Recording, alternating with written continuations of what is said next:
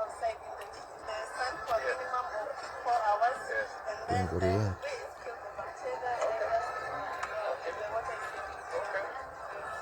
Asante sana.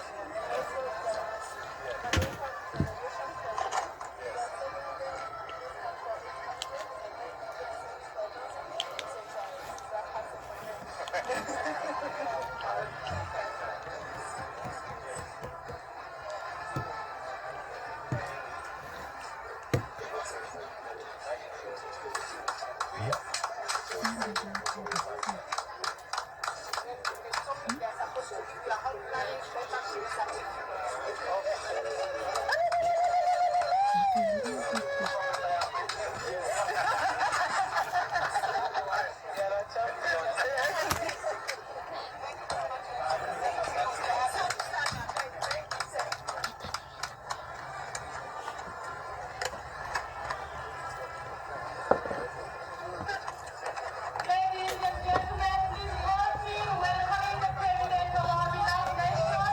Kindly for your colleagues to karibisha rais.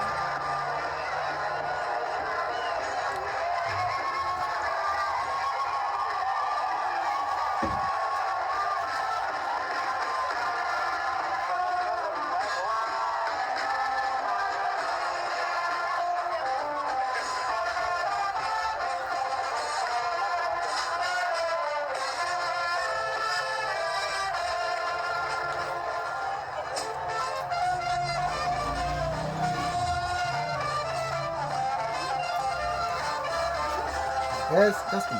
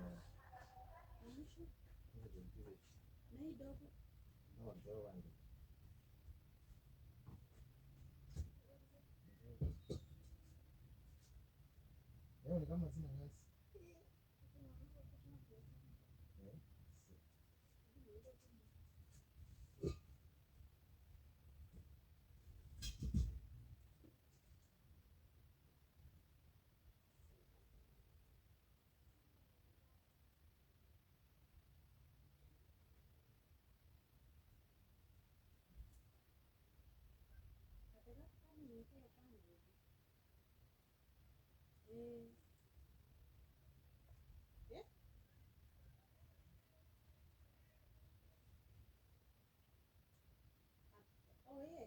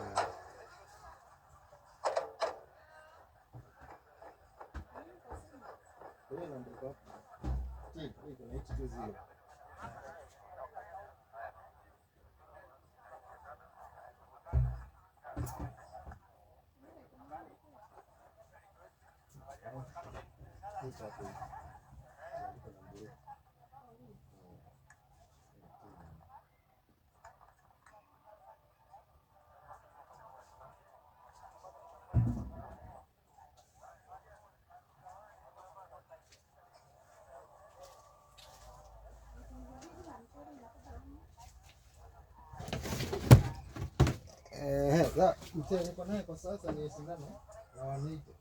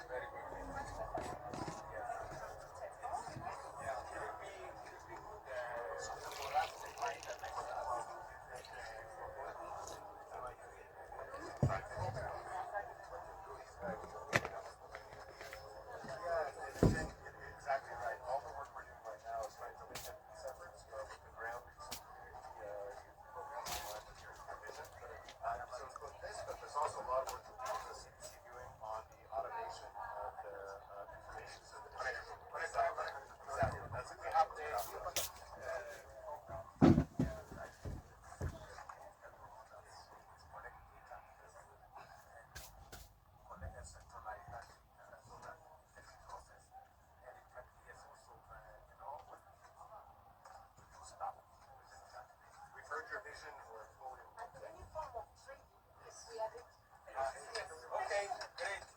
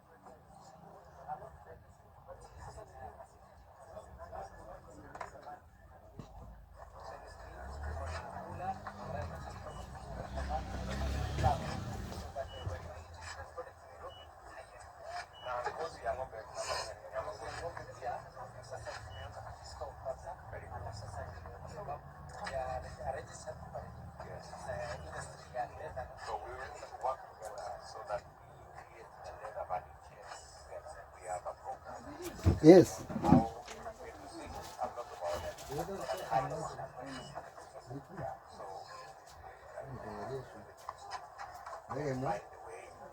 Đấy kawan.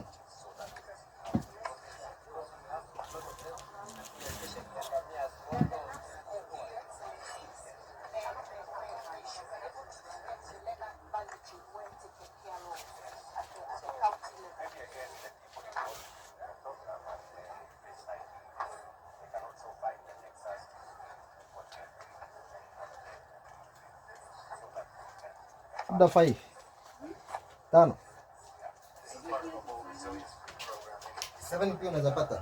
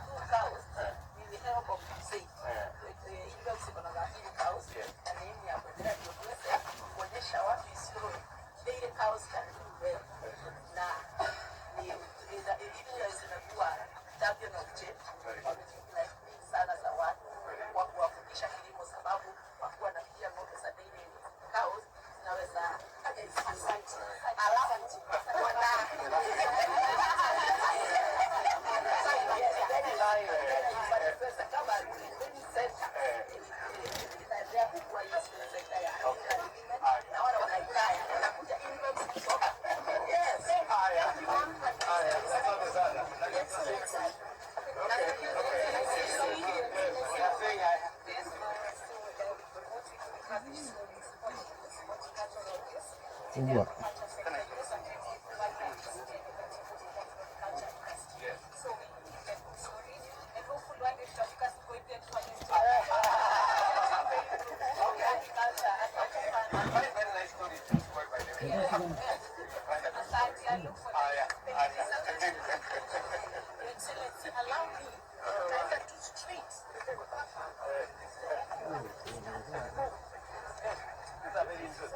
We had all the time.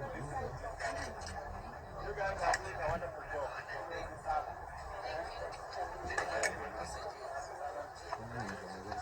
Shukrani sana.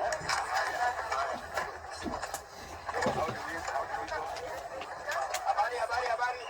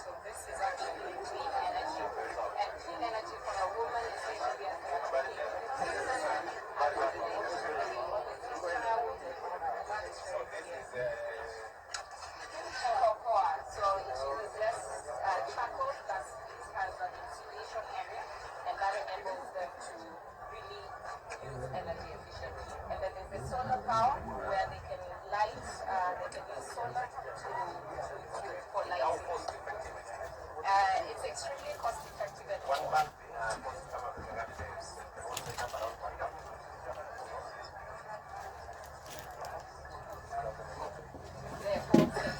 Yes. Okay. Senior computers, sir. One of the critical areas is actually this space.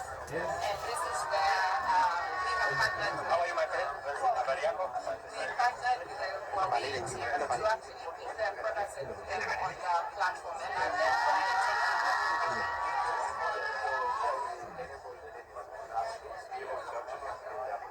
product online for marketing, e-commerce. Very good. This allows that's why you like.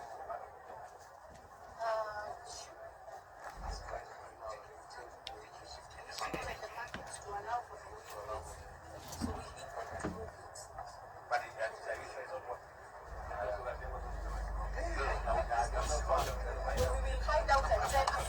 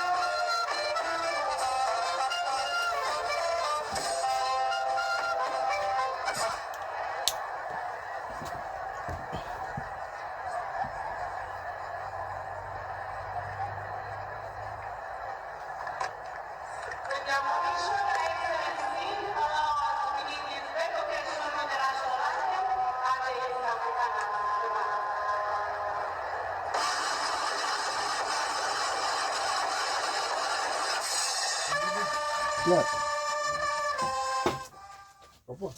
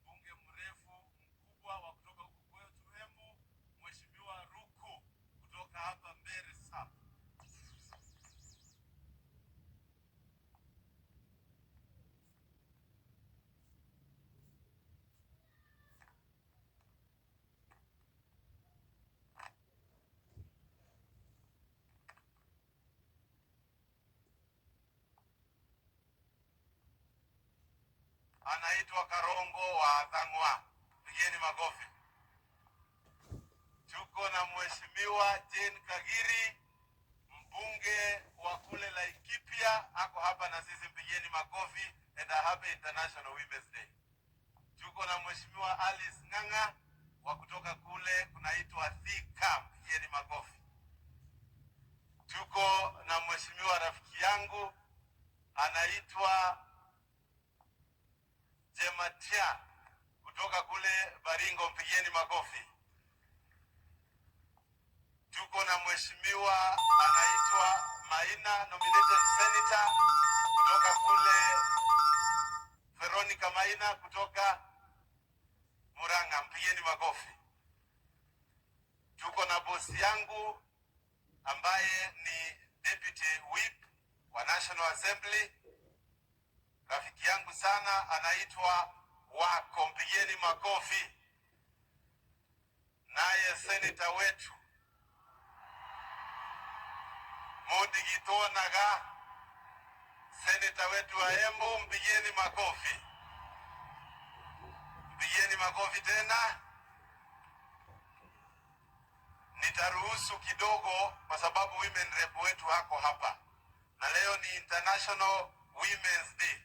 Mutaniruhusu women rep wetu kwa heshima na taadhima aseme jambo moja kwa sababu ni International Women's Day. Pigieni makofi.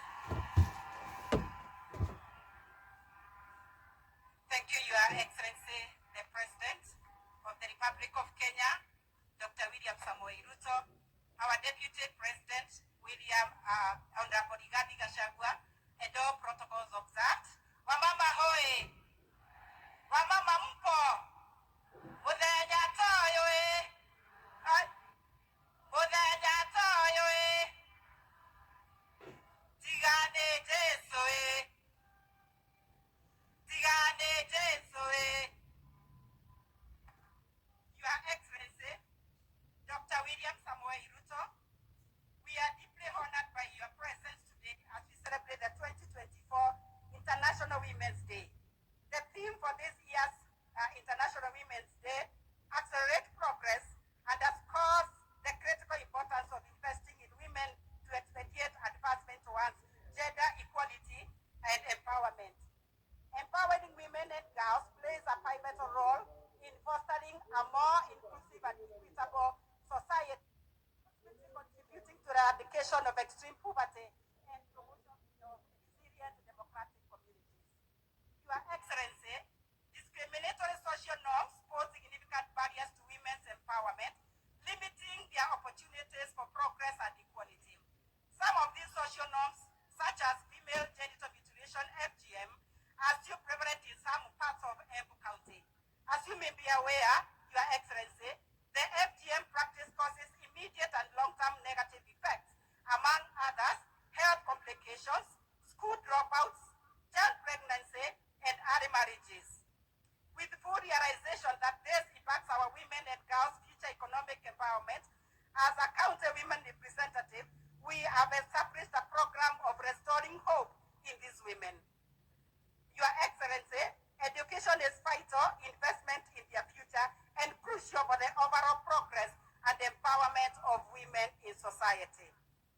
Through our Restored Hope program, Your Excellency, we have successfully reintegrated girls and girls who dropped out due to pregnancy back into school. We remain grateful for the national guidelines for school re-entry in basic education, and we appeal for support to facilitate more girls to return to school. Additionally, Your Excellency, studies have shown that girls from poor families miss 20% of school days in a year due to lack of sanitary towels. Data from the Ministry of Education indicates that a girl that is absent from school for 4 days in 20 days loses 13 learning lessons, equivalent to 2 weeks of learning in every term, which affects their performance. To ensure our girls concentrate in their education, we provide sanitary towels to ensure that no girl misses school due to lack of this important supply. Your Excellency, gender-based violence, GBV, a modern-day pervasive violation of human rights, remains a significant obstacle to women's empowerment globally. Women and girls in Embu County are disproportionately affected by gender-based violence. Alarming statistics reveal high rates of physical and sexual violence in the county, emphasizing the urgent need for action. According to the 2022 Kenya Demographics and Health Survey, KDHS, 34% of women in Kenya have experienced physical violence since age 15. The percentage of women who have experienced physical violence since age 15 in Embu County were 40.3%. In the same survey nationally, 13% of women reported that they had experienced sexual violence at some point in their lives, while those who had been sexually violated in Embu County were more than the national preference of 21.5%. Your Excellency,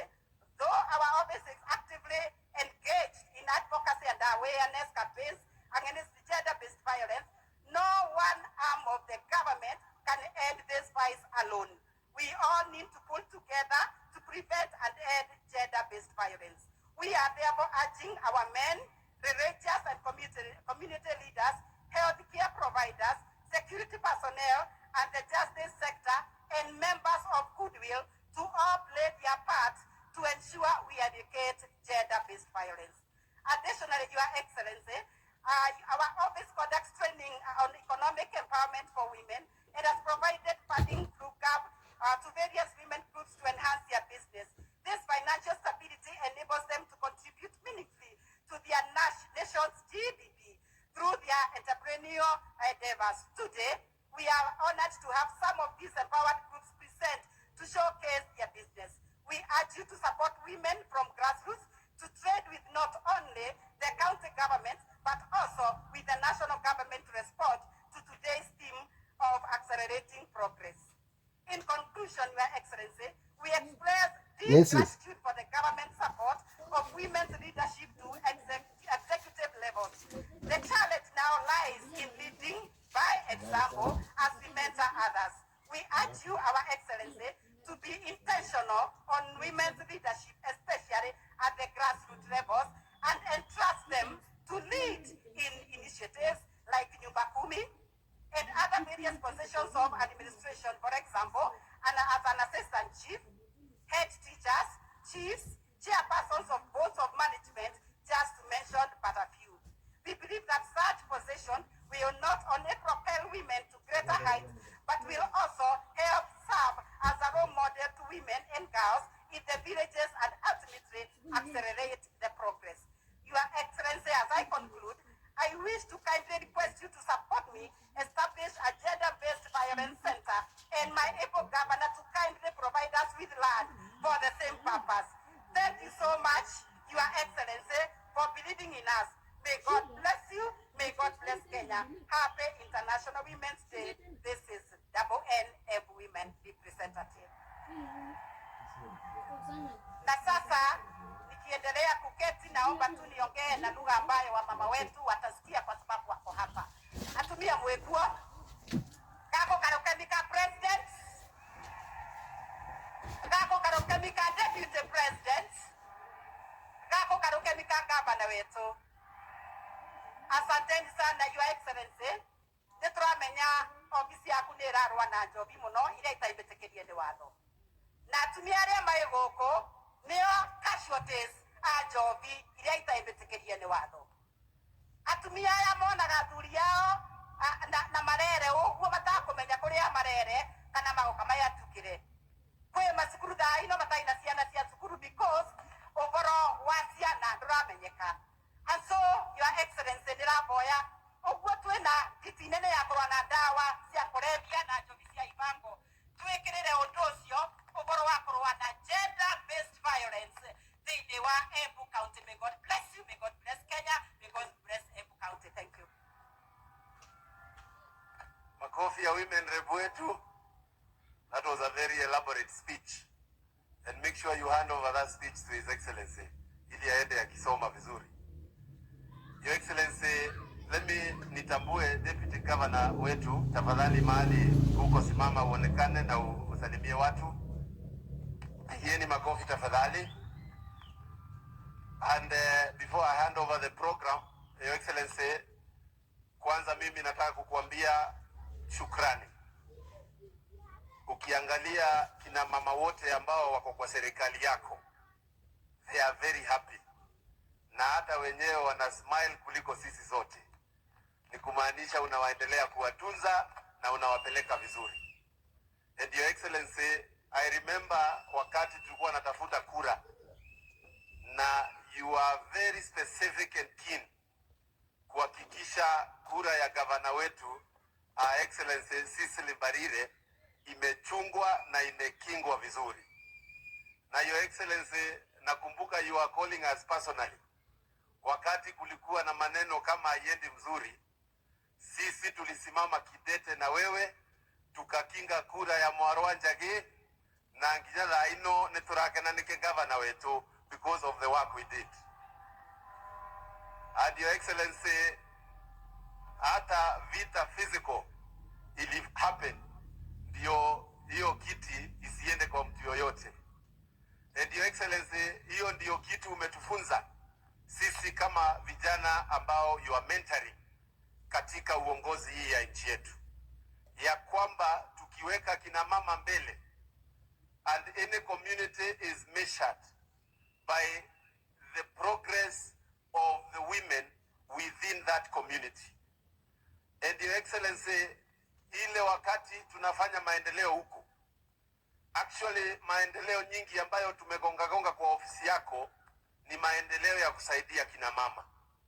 Your Excellency, Dhambana Dam ambayo tumekuwa tukisukuma na tukigonga mlango yako ndio itafanya kina mama wa Manyata constituency na wale wa Mbeere South waache kubeba mitungi katika mgongo yao, waweze kufungulia tap wakipata maji. Your Excellency, barabara ile nimekusumbua nayo sana, barabara ya kutoka Ena kwenda Kidhemo, mahali unapenda sana, mahali inaenda mpaka Ndato alafu ikuje hivi Kivwe ikuje Kangaru pale. Hiyo barabara Your Excellency zilizonoa na kusumbua nayo sana ni kwa sababu kina mama wengi sana wanaangushwa kwa barabara wakibebwa na nduthi, na ningetaka kina mama wakienda wanaruka bump wakiendelea kukubariki Your Excellency. Your Excellency, hizi soko tumekuomba na umetupea. Soko hii hapa kubwa ya town ya mahali inaitwa Mbuvori, ya kule kunaitwa upande ingine ya Carolina na Kidhemo. Your Excellency, hizo soko tumekuomba kwa sababu tunataka kina mama wetu waendelee kukaa mahali mzuri na waendelee kufanya biashara yao vizuri. Your Excellency, nimeambiwa nikuombe ombi moja. Kuna pesa inaitwa Women Enterprise Fund, na hiyo pesa Your Excellency tungetaka uipige boost na uisupport, ndio hawa kina mama wakuwe business women wenye wanajiendeleza kimaisha yao. Nikimaliza Your Excellency, nataka in absentia nitambue kina mama kidogo ambao wameweza kutusaidia sana katika hii nchi yetu ya Kenya. Kwanza kabisa nataka kuheshimu na nitambue kwa heshima na taadhima your wife Ruto, Your Excellency. The work she has done for women is in records of history as among the most impactful projects that have been undertaken in this nation. Mwingine Your Excellency nataka kutambua ni Pastor Bishop Dorcas Rigathi Gachagua. Your Excellency, huyo mama alikuwa hapa tuko akashikilia vijana wetu ambao saa hii I want to report wengine wako rehab karibu 300 hapa kwetu Manyata kwa maneno ya shida ya pombe.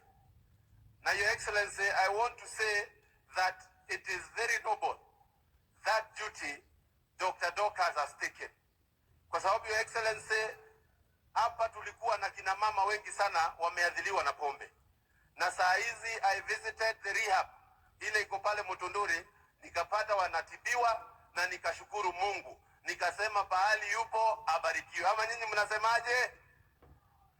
Wa mwisho Your Excellency, nataka kutambua is your daughter Charlene Ruto. We have hosted her a number of times here, akifanya kazi ya kushikilia vijana wetu, na anafanya hiyo kazi not through a budget, not through nothing, but from the devotion of the heart. Pahali yupo nataka tumshukuru pia kwa sababu ya kushikilia na kujitoa ndio aweze kushikilia nchi yetu ya Kenya.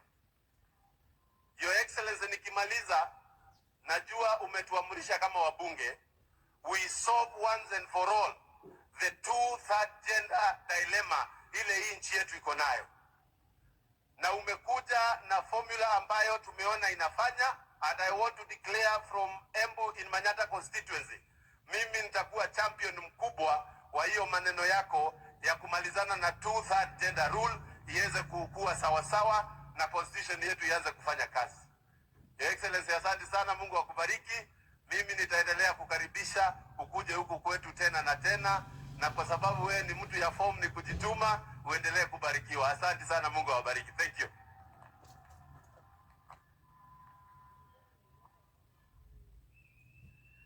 Your Excellency, allow me to take this opportunity to appreciate the presence of everyone who is here today to celebrate the International Women's Day with the great women of this nation. As we commemorate the International Women's Day 2024, we celebrate the remarkable achievements and contributions of women and girls and all those who support their cause across the globe. It is a day to recognize their resilience, strength, and unwavering determination against all odds. The theme for this year is Invest in Women, Accelerate Progress.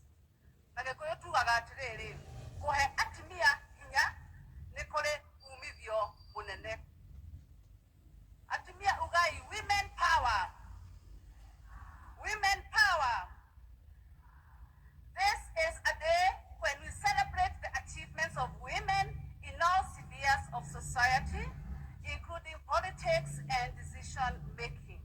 So as we mark this day, Your Excellency,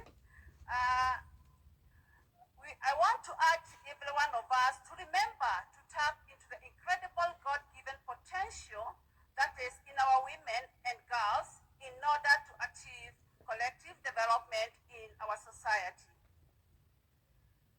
Your Excellency, with your permission, I wish to recognize the 7 beautiful and wonderful ladies who have broken the glass ceiling to become the best performing governors in this nation.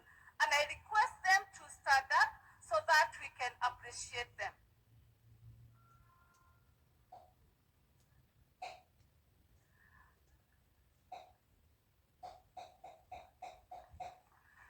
Atimia netugerai governors aitogemi inya siaka iretu. 1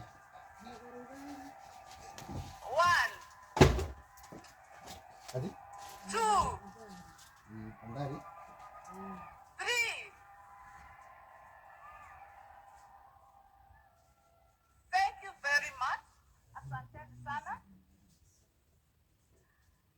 Let me also appreciate our development partners who have continued to support the cause of women and girls in this country over the years. But I also want to give special recognition to our greatest champion of the women agenda, who is none other than His Excellency the President of this great nation. Gemi idano siaka mwana atimia tekuo. Aya tuabererie. 1 2 3 4 5. Your Excellency, this is really to thank you so much for taking the time out of your very busy schedules to celebrate with us the International Women's Day. And with your permission again, allow me to invite Honorable Sophia Abdinol, the Chair, National Council for Children's Services, to come and give her very brief remarks. It's also good to note that she's the first female women MP from the Northeastern region.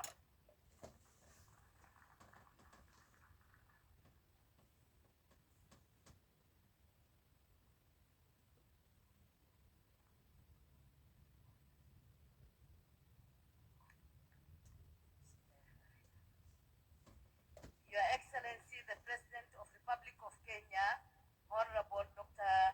William Samoei Ruto, Your Excellency, the Deputy President of the Republic of Kenya, all protocol observed. I am very humbled and honored to be here today to celebrate the International Women's Day 2024.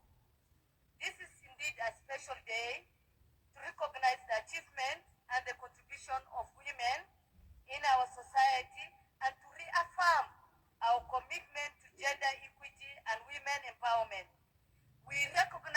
our G7 women.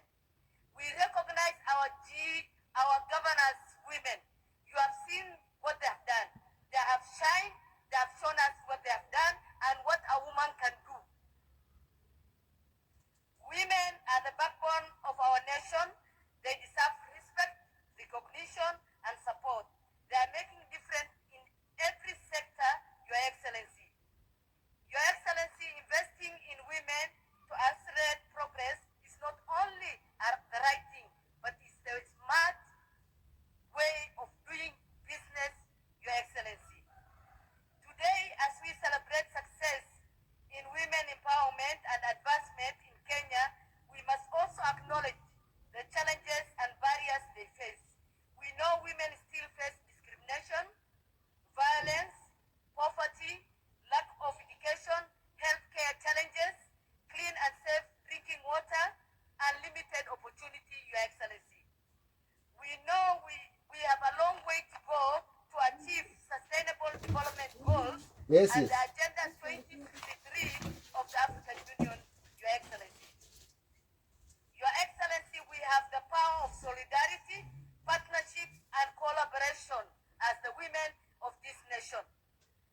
Your Excellency, I want to take you back to the constitution-making process, and I want to affirm to this gathering and to the nation that the contribution, Your Excellency, you made in guiding the process, in supporting women agenda, in supporting the vulnerable and the minorities and persons with disability is something that I'm confirming because I was seated when you were contributing to the matters of women, Mr. Speaker, Your Excellency, our President. Your Excellency, our President, the 47 women seats that we have today is courtesy of your contribution, Your Excellency. And we must say thank you so much for that. Your Excellency, we acknowledge and appreciate the renewed commitment of implementation of two-third gender principle. Indeed, Your Excellency, it is the first time in the history of Kenya that a president has taken a bold step in this matter by identifying the two-third as an outstanding constitutional matter that when you went further in proposing a formula that the multi-sectoral working group on two-third gender principle have considered, have written the report, completed, Your Excellency, and we handed over our report to our appointing authority, CS Ashachuma, Your Excellency. Your Excellency, thank you so much. You have had the women, you have taken the women by your hand, you have worked with them, and now we know you are concluding the two-third gender principle. Thank you so much. God bless you. God bless Kenya. Wamama hai. Haya, tusalamie rais na tukue na furaha. Asanteni sana.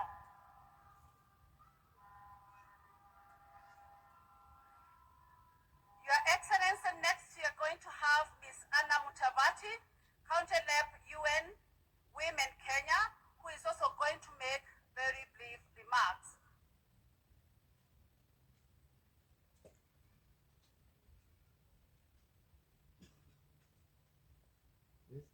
Let us clap for her as she approaches the podium, please.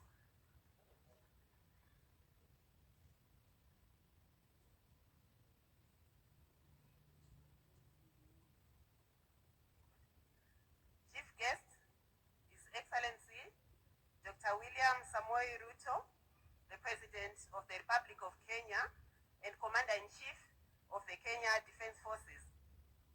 His Excellency President, Deputy President of the Republic of Kenya, Honorable Rigathi Gachagua. Our host today, Her Excellency Governor Cecily Mbarire, Governor of Embu County. Distinguished guests, all protocols observed. Good morning and happy International Women's Day. I bring greetings from the UN family, United Nations family in Kenya. I also bring apologies from our UN resident coordinator, who unfortunately could not make it to join us today. My name is Anna Mutavati. I'm the country representative of UN Women to Kenya. I'm joined here by members of the United Nations family in Kenya. And we are also honored to be hosting the Deputy Executive Director of the United Nations Population Fund, who is visiting Kenya from New York. Let me begin by thanking you, Your Excellency, for your presence today as we commemorate this year's International Women's Day. Your participation is proof of your personal commitment and your dedication and the dedication of your government to honor women while advancing gender equality. Distinguished guests and excellencies today we are joining the rest of the world in commemorating the International Women's Day under the theme Invest in Women, Accelerate Progress.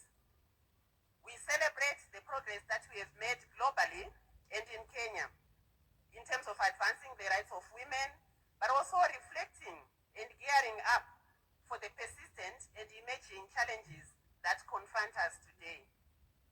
Allow me, Excellency, Mr. President, sir, to share a few data points to demonstrate the theme for this year. According to the report on the Sustainable Development Goals, there is no country in the world that is on track to achieving gender equality by 2030. Globally, 1 in every 10 women is living in extreme poverty. More than 1 in every 4 women lacks access to safe drinking water. Only 17% of inventors and innovators in international patents in 2022 were women, compared to 83% men. Closer home in Kenya, evidence shows that on average, women spend approximately 5 hours per day doing unpaid work, which is about 5 times more than men do. We all know that this keeps women from engaging in economic activity and advancing themselves and their families. Additionally, female-headed households are poorer than male-headed households in Kenya. So female-headed household poverty stands at 38.8% compared to 32.7% for male-headed households. Rural female-headed households have the highest poverty rate at 42.5%. Your Excellency, Mr. President, since today is about celebration, I would like to celebrate Kenya on the impressive progress that the government has made to date. In 2022, in the general elections, we saw a record number of women who were elected to positions of governor. Kenyans in 7 counties entrusted 7 women governors with leadership to deliver on the promise of devolution. Congratulations, Kenya. Indeed, yesterday you joined us and the 7 women governors and all the well-wishers as the governors launched their strategy to deliver this promise on devolution and to grow the number of women governors from the current 7 to 24. Secondly, we celebrate your personal commitment, His Excellency, by driving the not more than 2/3 gender rule to its finality. This will be historical, Your Excellency, and a legacy for women and girls. Thirdly, we celebrate Kenya's efforts towards the adoption of the policy on care work, joining Ivory Coast, the only other country that has this policy on the African continent. Fourthly, we commend your government's leadership on generation equality aimed at ending all forms of violence against women. And even as we celebrate, we are also aware of the rising cases of femicide that have continued to dog this country. As I end, Excellency, let me make a few recommendations.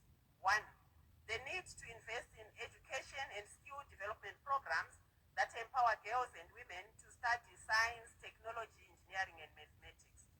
Secondly, to expedite the passing of and adoption of the care policy, which will free up women and increase the investments that will reduce the burden of unpaid care work on women.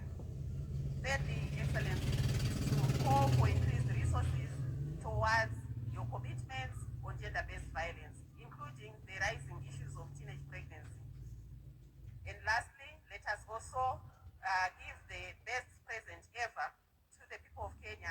by finally adopting that law that has been elusive on the two-thirds gender rule. As the UN in Kenya, we commit to work step by step with you and your government during this very tremendous journey towards gender equality. I thank you.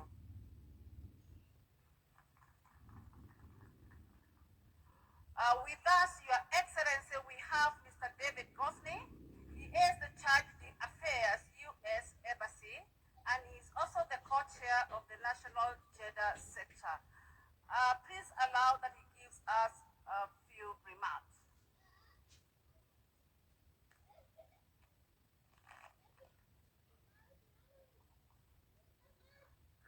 Thank you so much. Your Excellency, President William Ruto, please allow me to write on all the protocols already observed today. We have so many amazing, distinguished guests with us here today. But it's extremely important. I want to recognize the tireless advocates for gender equality. And to all of Kenya's women and girls, good morning to you all. I'm really honored to be here with you today as we celebrate the remarkable achievements of women across Kenya. But importantly, to reaffirm the commitment of all the development partners to partnering with you all to create a Kenya where every woman and girl has the opportunity to reach their full potential. Today, I'm wearing many hats today. First, I'm serving as the Chief of Mission for the United States Embassy in the absence of our Ambassador Meg Whitman, who sends you all her greetings and regards. Normally, I serve as the Mission Director for USAID here in Kenya. But today, most importantly, I think, I serve as the co-chair for the Gender Working Group, along with the amazing CS of the Gender Honorable CS Jumwa. During my time here, I have had the privilege to work with her and witness firsthand what happens when we invest in power in women. Over my 20-year career, I've served in many, many countries around the world. I've seen many women in women's programs, and I can tell you with assurance what I think you already know. The Kenyan women are indeed a powerful force in many regards. They're community organizers in rural villages, entrepreneurs, leading the tech sector, and helping to shape Kenyan society in so many regards. It's truly an exciting time to be here and invest in women. And I hope everybody has the time to visit the booths and see some of the incredible stories that are there. The United States government and development partners have been partnering with Kenya for over 60 years on the principle of a foundation of people, pamoja, and progress. And nowhere is that partnership more important than in supporting Kenyan women and girls. You see, we know when we invest in women, it has a ripple effect. It goes well beyond the individual women. Here in Embu County, we have the perfect example with Governor Sicily, along with the G7 governors, and please give them another round of applause. I had the privilege to witness the launch of the G7 strategy and partner with many of them on some important work. But the same goes for every woman and girl. As I said, I'm an economist by background, and I've been working in development now for well over 20 years. And we work very hard to figure out what works. What are the most impactful ways we can foster development in a country? And it's hard. It's very hard to find something that consistently works over and over again.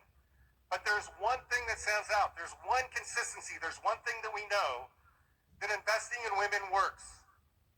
When you invest in women, you not just invest in that individual. We know what happens when a woman has income. What do? They invest in their family. They invest in education. They invest in food.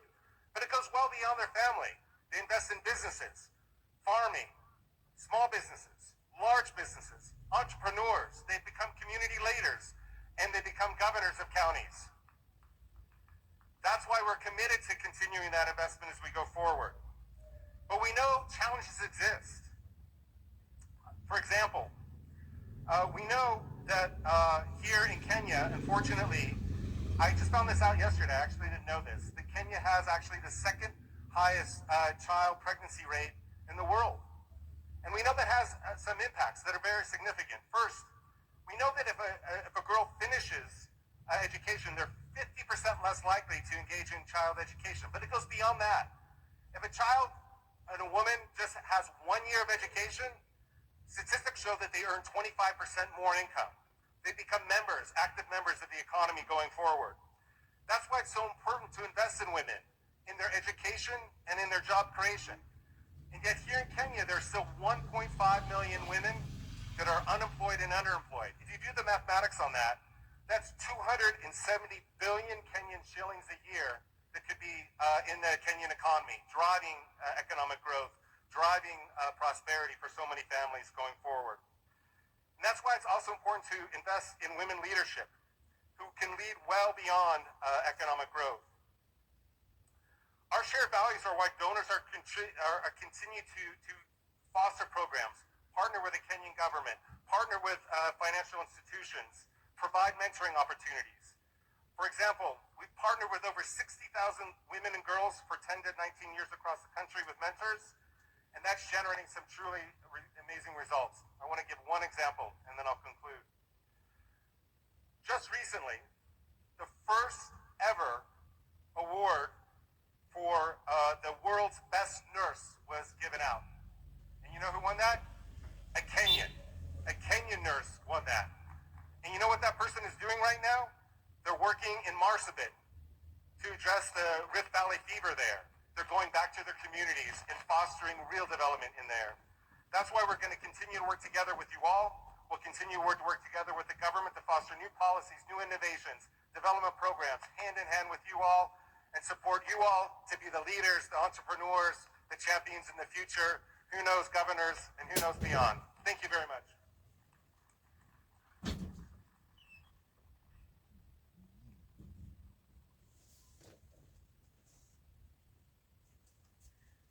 Let me end this session, Your Excellency, by asking for permission to invite the host governor, Her Excellency Honorable Cicely Barire, to come and give her remarks. Please note.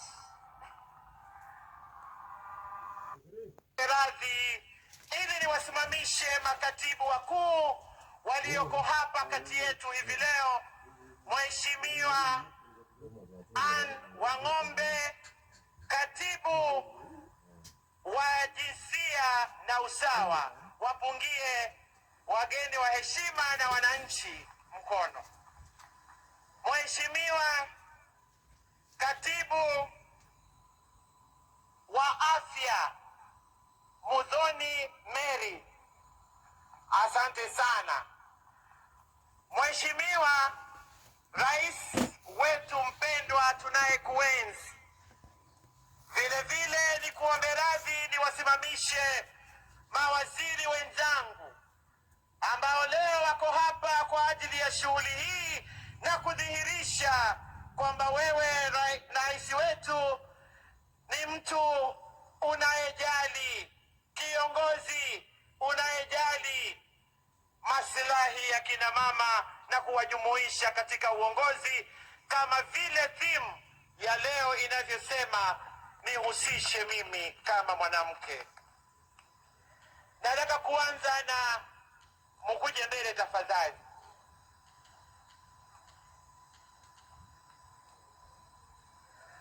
Yale yote ambayo ameyazungumza Mheshimiwa gavana wetu aliye mwenyeji wetu Mheshimiwa Cicely Barire kuhusu kina mama, kweli kina mama wana kazi ya kutoka lisaa la kwanza hadi masaa 12 ukichanganya na wale vingine 12. Nataka niwapongeze, na mimi nataka niwaimbie nyimbo moja tu kina mama.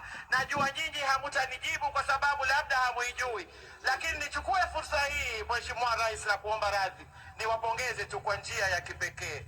Shangwe shangwe na vigelegele, tumpongeze mama, hakuna aliye kama mama. Hongera mama, hongera. Nataka niwache kipopolipo hichi kwa dadangu ambaye ni waziri wa masuala ya afya katika taifa letu la Kenya, Bi Susan Nakumicha. Musikie sauti yake pia kama mama. Asante sana. Kwanza mimi nataka kushukuru Mheshimiwa Rais kwa kunipa fursa kama mama kufanya kazi ya afya. Kina mama wa Embu oye! swali. Mtoto akiwa mgonjwa, nani umpeleka hospitali? Mama. Sawa kabisa. Mzee akiwa mgonjwa, nani umpeleka hospitali? Si mama. Na je, mama akiwa mgonjwa, nani anampeleka hospitali? Si ni mama mwenyewe? Asanteni sana kina mama. Hilo ni thibitisho rahisi ya kwamba hawa mama ndio madaktari wa ukweli. Na rais, ningependa kuwaeleza wamama wa Embu,